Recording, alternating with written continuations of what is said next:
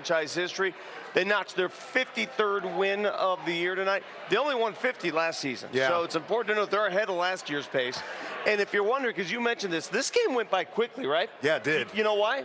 Why? Because they only attempted, OKC, 12 free throws as a team, and that's usually what Shea gets by himself. Yeah. So no free throws tonight. Got through really, it. It's funny how you see how much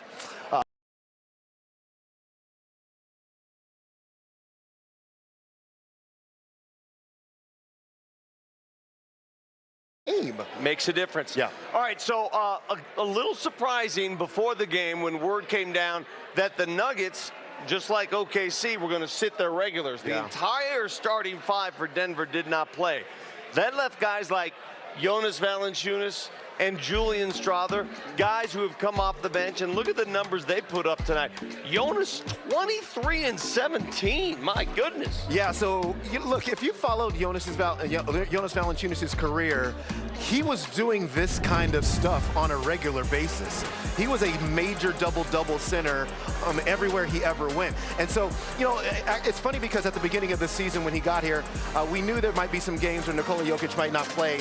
And I said at the time, we will see something like a 23 and a 17, a 22 and a 20, because he's that kind of player. Just operates in the paint, was great all night long on offensive glass in particular, but just moves guys out of the way. When he throws his weight around, people just bounce right off of him.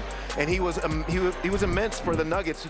You knew you needed points in the paint. You needed to be strong there, and he was. And so Jonas Valanciunas, what he was able to do, especially early in the game, to start to set a tone for the Nuggets was huge. And Julian Strawther, for some reason, he loves playing against OKC. Remember, it was Game 6 last year in the playoffs. He had 15 points. Big game for him. Big reason why the Nuggets extended it to 7. Tonight, Julian responds with 4 threes, 22 more. Yeah, and they ran so much stuff for him today. It was, he was kind of like, they were running a lot of stuff that they run for Tim Hardaway, a lot of the stuff that they would run for Jamal Murray, and so you're originating from a lot of the corners of this kind of action to get him to his right hand. He knows when to use the floater, when to get to the rim, or to take the jump shot. This is just really nice for him to be able. Nikola Jokic for the last couple games, but tonight, there was this. Yeah. And, it was not a flagrant according to the officials, but don't tell that to David Roddy, who's got his nose reared. He's going to look at this play and go, well, I was just going for a rebound. And, yeah, you know what, that might be true. But you also know exactly where your elbows are going. I mean, you're not oblivious. It's not like his arms are numb. Exactly right. Yeah. And so players like that are very irritating, just to be honest with you. Well, honestly, it's too bad. I thought that was a flagrant foul. For David Roddy, when they were rearranging his nose, it was almost like he was receiving smelling salts. But look at this move right here, that one. I mean, Euro? Yes, exactly. Got the bench up and everything. It has been a pleasure to be able to see David Roddy's game really expand. He's a really, really good basketball player. My hope for him is that he latches on somewhere on a standard contract, that they play him, because I think he can be a real asset to any team that he's on. Chris, look at the standing room crowd we have here at Ball Arena tonight. Yes. And they are awaiting the arrival. We will have a Nuggets player coming up. We will hear from Coach Adelman.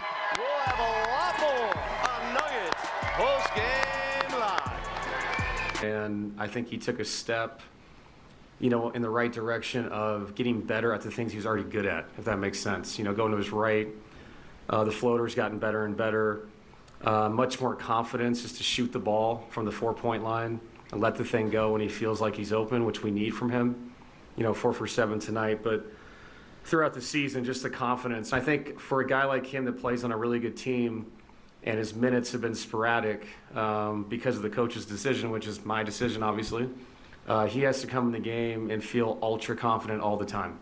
And that's a skill in our league, and it's hard because everybody wants to find a rhythm, in the NBA, but not all.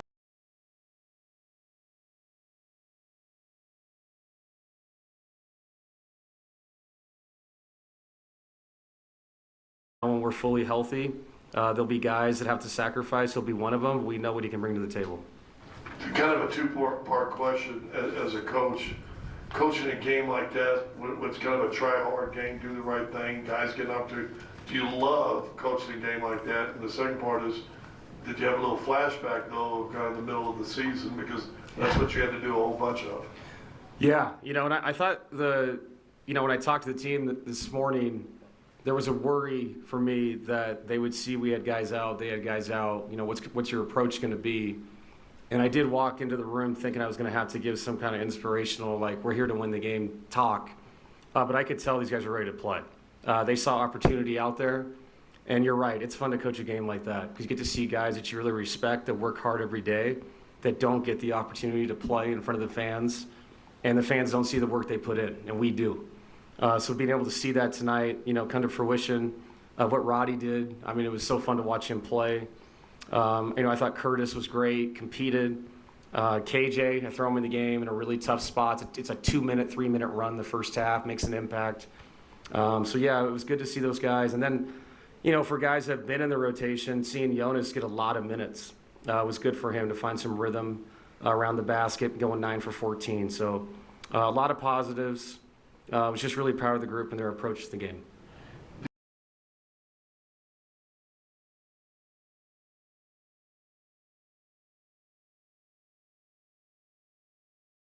21 points and just everything that he was able to do today.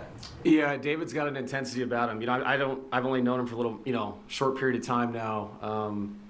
But he's a pro, man. He really works at his game, takes everything seriously. Small thing that people don't realize and don't see, picking up an offense and a defense in a short period of time in the NBA is really hard. And he did it. And that takes film work and want to. You have a contract. You're probably not going to play. It's very easy just to skirt the line a little bit and just say, if I get some, time at the end of the game, it's whatever. It's not the way he's approached it, and that's why he had success tonight. I really believe that, the professionalism. And I haven't told him this, but I remember when he was at CSU, that late night Saturday game was fun to watch, when he used to just blast people near the rim and just go through them over and over. So great college player. And see backwards. Yes, sir. Let's go, Adam. Oh! All yours. Thank you. Three All for three. Wait, we got all. Do we have anything else? We have anything else? Here, just shoot. Just shoot. Chris will give you his shirt or tie. Shirt or tie. You'll take the tie. No! Okay, last shot. Oh, is he here? We'll give you something if you make it. Oh! All right, good try. All right, thank you all for participating. Let's welcome into the show David Roddy, everybody.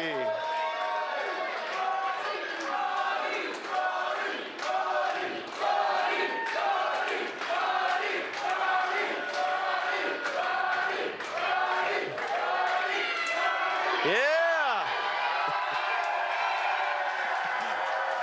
What's up, my guy? Thank you for coming, man. Thanks for coming up. She will give you a microphone.